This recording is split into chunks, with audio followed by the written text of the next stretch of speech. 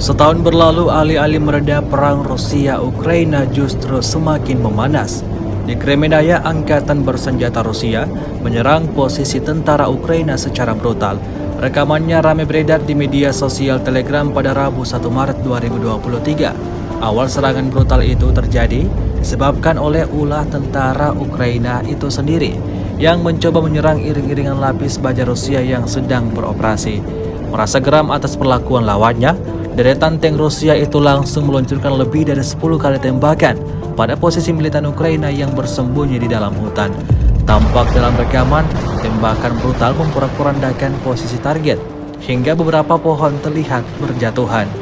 Serangan balasan yang dilakukan tentara Rusia ini membuat kapok kelompok Ukraina.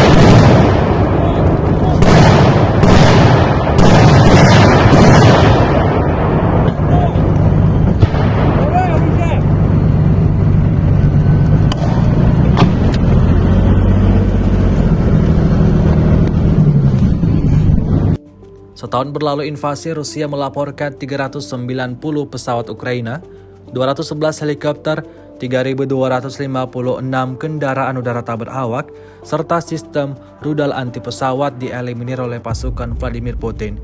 Sementara itu dari kubu Kiev, Kementerian Pertahanan Ukraina melaporkan 550 tentara Rusia dieliminir dalam sehari terakhir. Total 149.240 prajurit Federasi Rusia meninggal sejak awal konflik hingga hari ke-370.